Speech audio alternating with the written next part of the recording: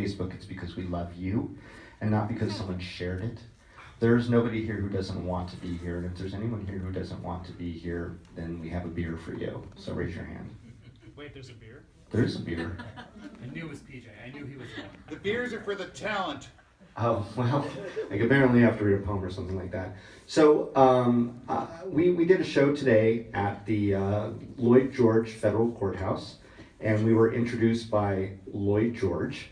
I don't know how many cities they name things after people who are still alive. Is that like a thing? Who actually like show up?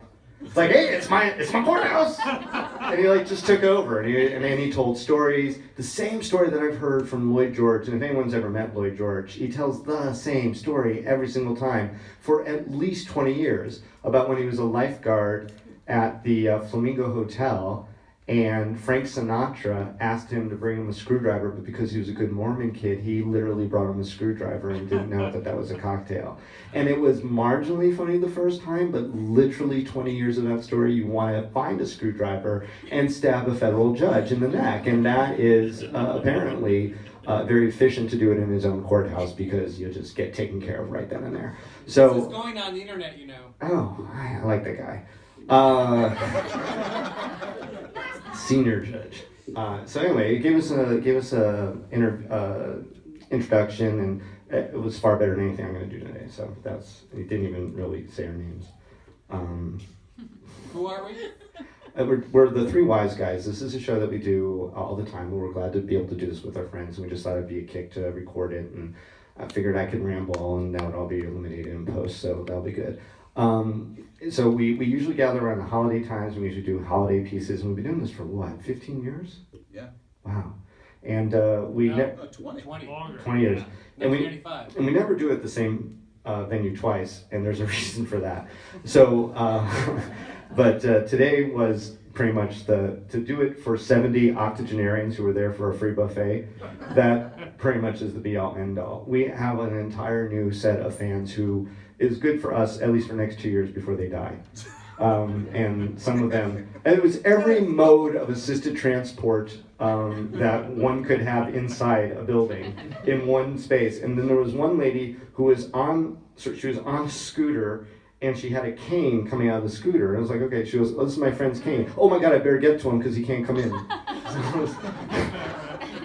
She wasn't being funny.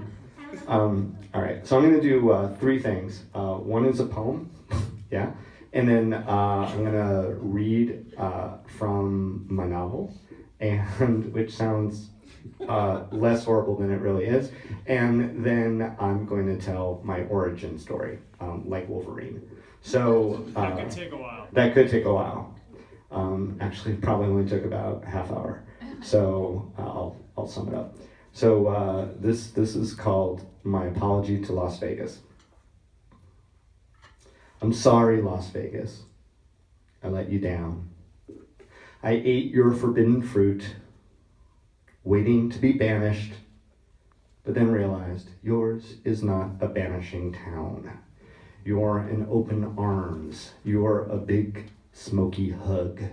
And I ate your forbidden fruit, and then instead of leaving with all that rush of knowledge and awareness and doing something good, I just went back and ate more fruit.